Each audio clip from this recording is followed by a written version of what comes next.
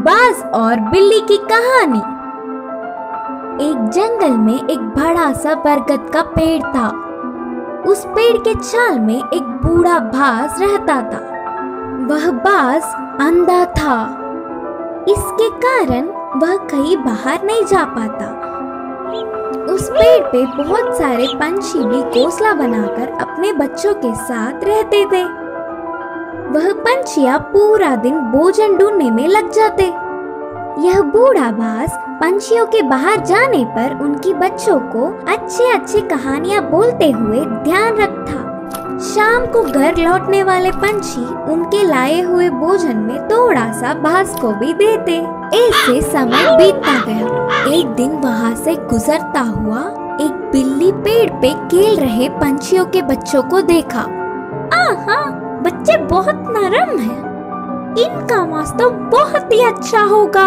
इतने स्वादिष्ट खाने को मैं अपने सामने रखकर पूरा जंगल घूमता रहा। सोचकर उन्हें खाने उस पेड़ पर चढ़ गया।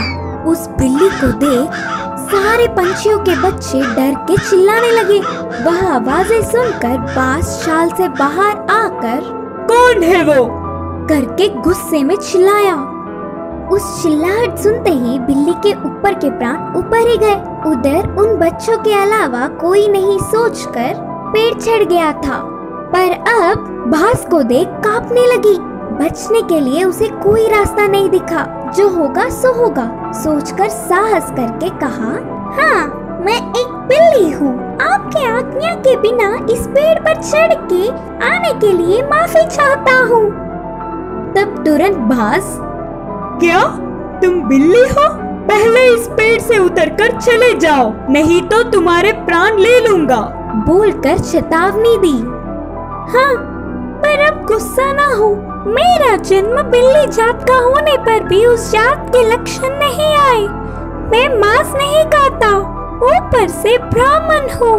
इस जंगल के पंछी जानवर तुम सब बहुत ही अच्छे हैं करके तुम्हारे लिए अच्छा ही सुनकर तुमसे दोस्ती करने के लिए आया हूँ। बिल्ली ने बहुत ही होशियारी से कहा। बिल्ली के बातें सुनकर बाज बहुत खुश हुआ। इससे बिल्ली बाज की और तारीफ करने लगी। उस दिन से दोनों अच्छे दोस्त भी बन गए। तब से हर दिन वह बिल्ली पंछियों के ना होने के समय पर बाज के पास आकर 1 घंटा बातें करके चली जाती। बिल्ली के मीठे मीठे बातों से पंछियों के बच्चे उससे अच्छे से मिल गए। ऐसे कुछ दिन बीत गए। फिर मौका देख हाथ आए हुए हर एक बच्चे को खाना शुरू कर दिया। बिल्ली खाने के बाद बिना किसी को दिखे उन बच्चों के हड्डियों को बाज के रहने वाले चाल में फेंक दिया।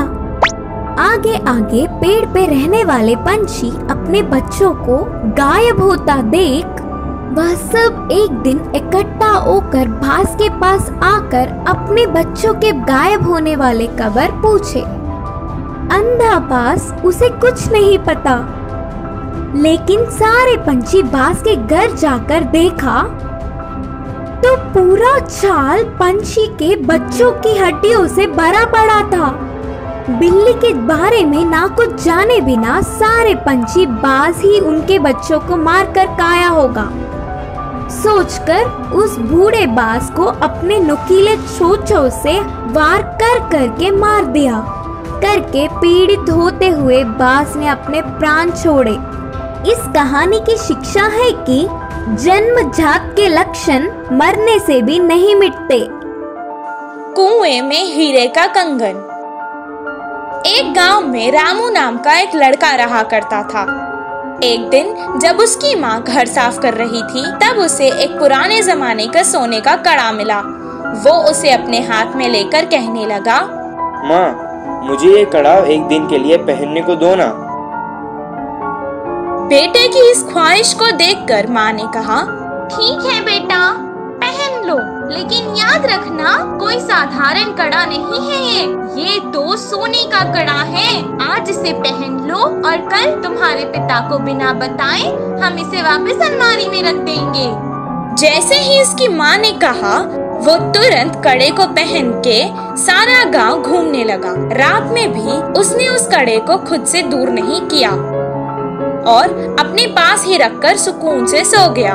उस रात उसके गांव में चोर घुस आए और जिसके घर से उन्हें जो कुछ मिलता था, जैसे पैसे, जेवर, सोना, सब उठाकर ले जाते थे। सुबह जब उसके गांव वालों को पता चला कि उनकी सभी मूल्य चीजें चोरी हो चुकी हैं, वो सब शोर मचाने लगे। कितना ढूंढने पर भी चोर का पता नहीं चला।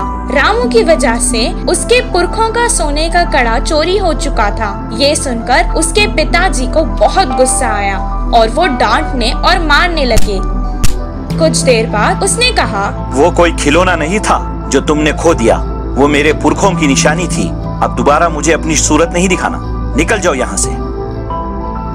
बेटे को कड़ा देने के लिए वो अब अपनी पत्नी को भी डांटने लगा।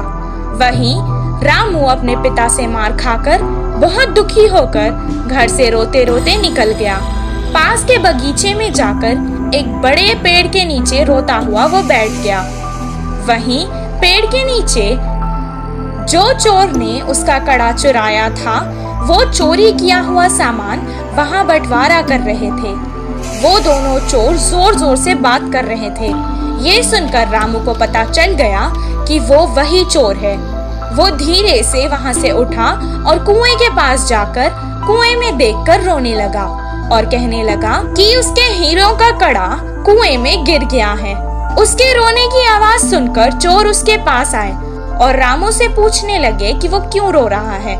रामू ने जवाब दिया, मेरे दादा बहुत बड़े पंडित थे और उन्होंने एक जमींदार के पास पूजा की थी, तो उन्होंने उन्हें तोहफे में एक हीरो से भरा हुआ सोने का कड़ा दिया था। वो कड़ा मैं मेरे घर वालों को बिना बताए पहनकर आ गया था और यहाँ आकर खेल रहा था और अचानक मेरे हाथ से वो कड़ा फिसल कर गिर गया था।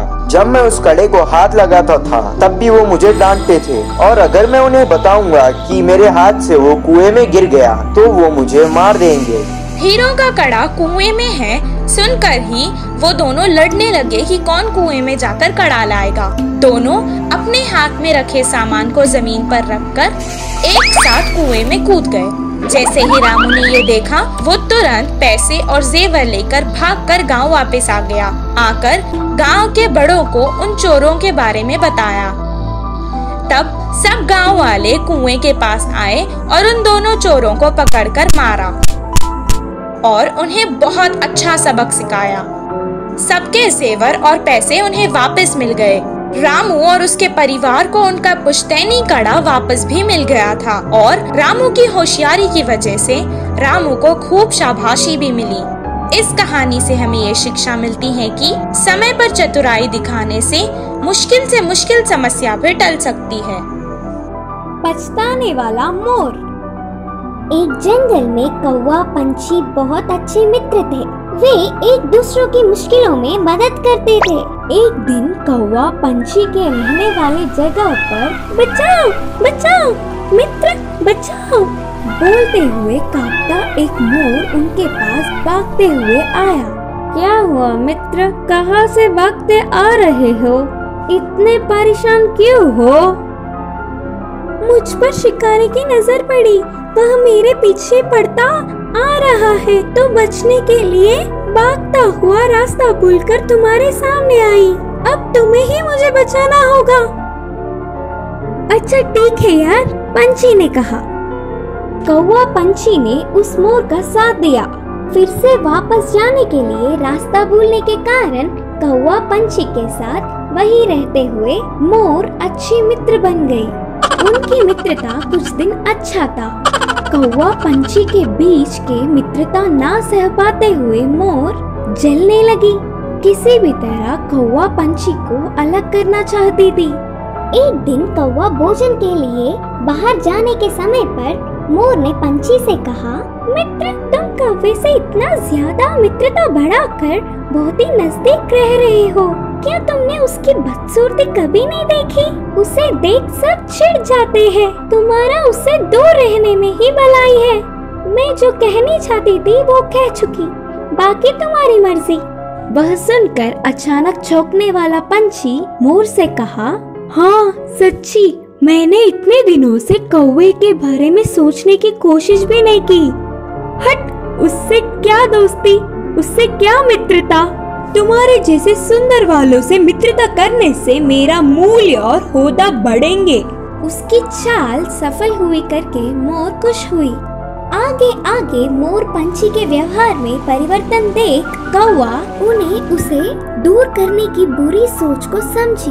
एक दिन, मित्रों, मेरी वजह से तुम्हें तकलीफ हो रहा होगा, इसीलिए इधर के पास में ही एक घोंसला बनाया। मैं वहाँ जाकर रहूँगा। चलता हूँ करके कौवा उदास होकर कहा। वह अपने आप जा रहा है करके बोलने पर मन ही मन बहुत खुश होकर, अच्छा अब तुम्हारी मर्जी मित्र, मोर और पंछी ने कहा। मोर और पंछी कौवे का भला टली करके खुशी मनाने लगे। ऐसे समय बीतता गया। पुराने मित्रों को छोड़ के आए हुए बहुत दिन होने से कौवे को उन्हें देखने की इच्छा जागी।